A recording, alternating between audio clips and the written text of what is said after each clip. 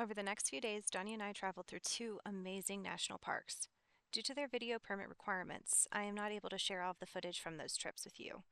However, I have a few shots that were taken outside of the park boundaries that I'm able to share. If you want to experience what these beautiful national parks are like, I strongly encourage you to plan a vacation and see the magnificent glory for yourselves. It's definitely worth every penny.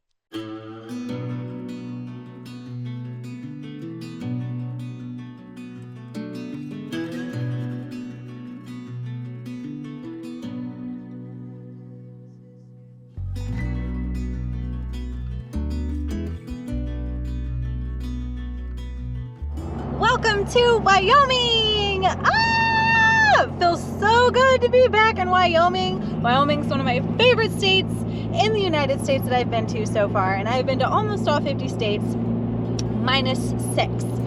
And Wyoming is definitely top 3 states favorite. And we are going up into Jackson and finding free camping with some beautiful views of the Tetons, and I am on cloud 9 right now. So beautiful. Such a beautiful place. Was it successful? So successful! Woohoo! We're gonna go check out the Shadow Mountain camping area. So I've been wanting to stay here for several times, and I just never made it out here. So hopefully today we can find some success. It's Memorial Day week though, so fingers crossed and toes. We're gonna keep driving this road for a little bit longer. Hopefully we can find something. With our rigs, you know, we're gonna be able to go places that most other people can't. So hopefully everybody's just down at the bottom.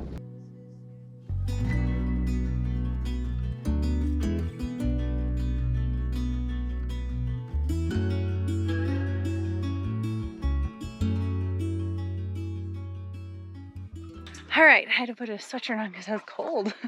We got camp. It's not ideal because it's a little, like, look, there's a lot of mud and it's kind of level, kind of not. Anyway, but it's enough for 2 rigs. So I just got the rooftop tent up. It's still a little soggy from this morning or from last night's rainstorm. So I'm letting it air out and dry out, and then we're going to have a dinner. We're not going to set up camp. I don't know that we're going to stay here more than one night. We're going to kind of see how it goes. A holiday weekend, so I don't know what the camping situation will look like. But yeah, so I'm going to go ahead and get my stuff inside the tent and then start thinking about dinner because I'm starving and I have a headache. So I need to get rid of that. So now it's hard to tell right now, but right here is the Tetons. So I'm hoping that once this storm passes, we'll actually be able to see them in the whole valley and all of these big beautiful trees.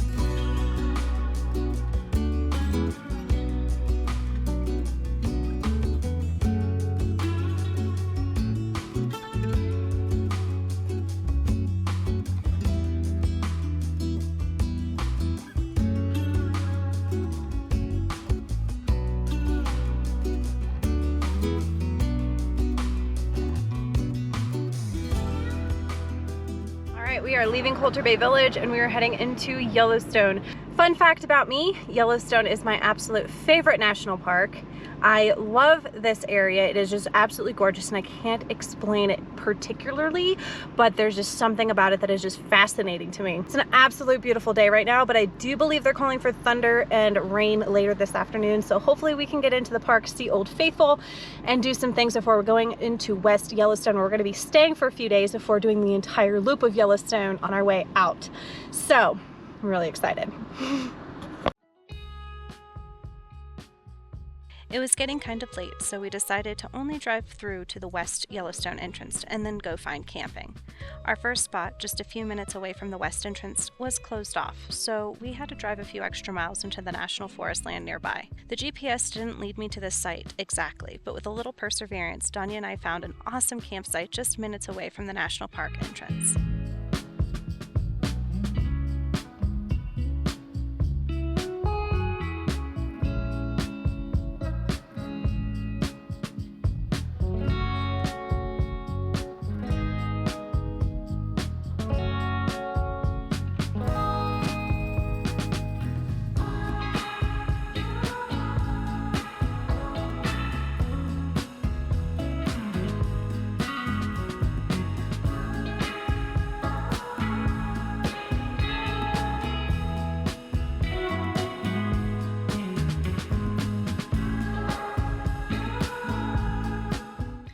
Danya and I stayed at this awesome campsite for a few days, but the weather was really bad, so we didn't get much filming in. I had intended on doing several videos at this location, but Mother Nature had other plans. So we decided it was time to move on, and we found an awesome campsite just outside of North Yellowstone National Park entrance.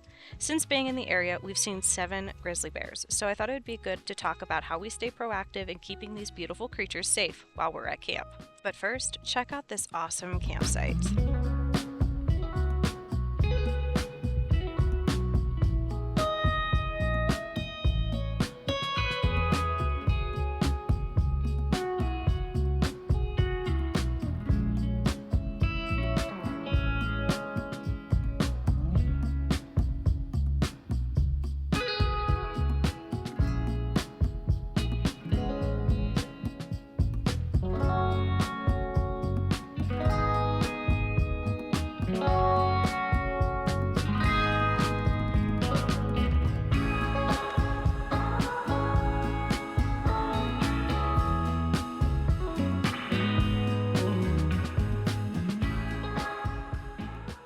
All right, let's talk about being in grizzly country. Being in grizzly country is a different experience if you've never had it before, and I want to give you some tips and tricks on how I stay safe while camping with my dogs full time in grizzly country. So camping in grizzly country is a completely different ball game, like I've said, and having the dogs, I want to take extra precautions to make sure that I'm not an easy target for a grizzly bear coming into my camp. So some ways that I do that is, first and foremost, keep all scented items and food out of reach. Every day I put my food back in the car and I lock it before I go to bed at night, and I clean my cooking station religiously. I don't leave any food particles or any scented items or any cooking utensils handy overnight or unattended. I'm always keeping those on close watch. So in addition to keeping my cooking station clean and secure at all times, I also don't bring anything up into the tent with me. The only thing I bring up there besides my necessities is water. I don't want to give any opportunity for a grizzly bear to climb up that ladder or get on his hind legs and start tearing my tent apart. In addition, I also keep my dogs close by. I don't let them wander off leash, and I keep the leashes pretty short. If a grizzly bear were to charge my camp, I want to make sure that I have every tool possible to get my dogs and I into safety as quickly as possible. So keeping them close by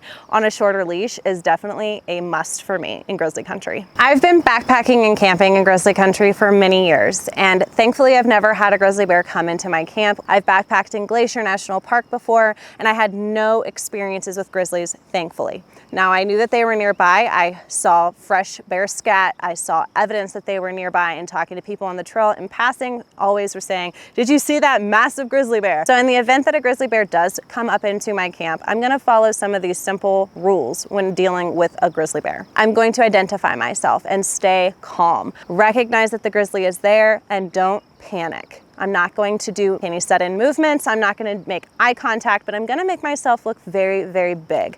If I have bear spray handy, which I typically do in grizzly country, I'm going to get that ready to go and secure my camp as best as possible. If I've got my dogs, I'm going to try to get them into a safe position because they will be a distraction for me in the event that a grizzly bear comes into my camp.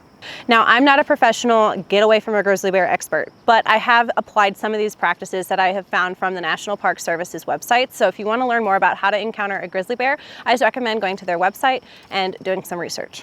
So now I'm going to bring Danya over, and we're going to talk about some of our experiences in grizzly country. And we're going to talk about the timeline and how things have changed and progressed from being anxious to more confident and more aware. Watch out for that bear! Just kidding. In the wise words of someone who told me today, the pro tip that he could offer was don't get eaten. Some people call me Donya, which I don't really appreciate. She does not condone that. But my name is Danya, and I have my beautiful dog, Chocolate Lab Priya. Who's staring at us from the car? Yeah, she's keeping an eye on her mama. I am a part-time nomad living out of my 4Runner, kind of a fair weather-ish nomad. I don't like to do winters out of my truck, so I like to do that in, nice weather areas. I follow a lot of these amazing nomads that document their lives and their experiences, and I had followed her for a while, and then I saw at one point she was in San Diego, and I was like, hey, I'm in San Diego too. So I reached out, we had lunch, and then we started doing some trips together. A quick, wonderful friendship started, and we talked about going out on the road for several months. I think we're doing 2.5 months or something like that right now. And it's a very ambitious schedule. We're really excited about it. And We've already broke schedule. yeah. I mean, we're like, I like to move a lot, but I do then too. I like to complain about how much work it is to move a lot. So we're challenging, like we're balancing each other out, like, because we're both very much go, go, go, but then we both are like, oh, I'm exhausted. Let's just stay here an extra day. Or...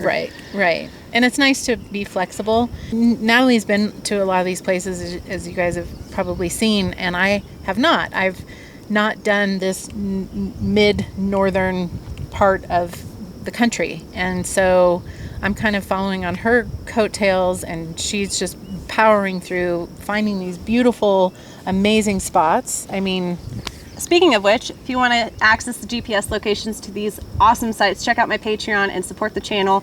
Anything helps, so thank you very much. I grew up camping in Yosemite, which has black bears, as most of you know, and it's the black bears are active there, but they're not like attacking people or things like that.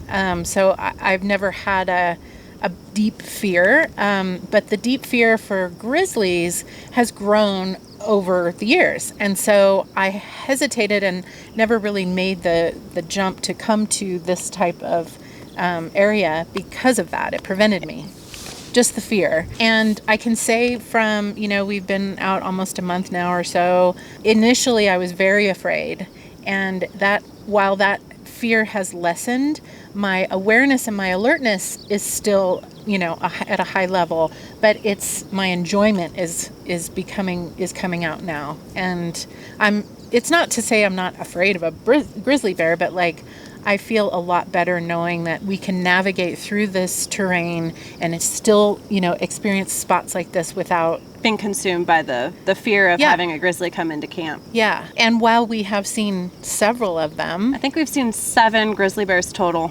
They're fascinating. They're beautiful creatures. Yeah. From a distance, which is my preference. Mine too. I don't care to get close to those babies. I don't want to be close to a mama and her cubs. No thanks.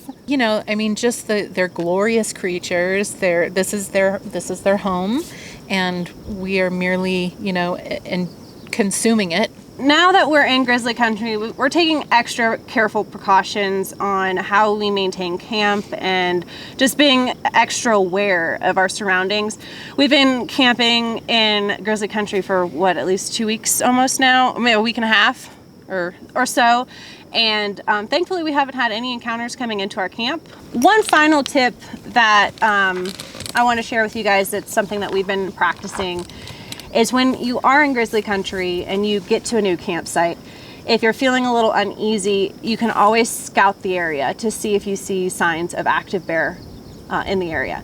Some of those things could be bear scat, tree markings, you could see prints, or if you see little batches of fur. Those are pretty good signs that there's a predator nearby, so you just maybe want to keep moving or just assess the situation to see how fresh it might be. But I can tell you that that's been really helpful for us and our comfort levels. The last few campsites that we've stayed at, we haven't seen any bear activity. We've seen bison activity, we've seen fresh bison droppings, moose or elk. Anyway. And also what I've learned and what everyone pretty much has is bear spray. Now, not just having the bear spray, but knowing how to use it is important, because it's just like having a fire extinguisher and not knowing how to use it. But those are just a few tips that you can use when you're getting into camp to help you kind of assess the situation and just be more mindful of your surroundings. That way we can help the community stay bear aware.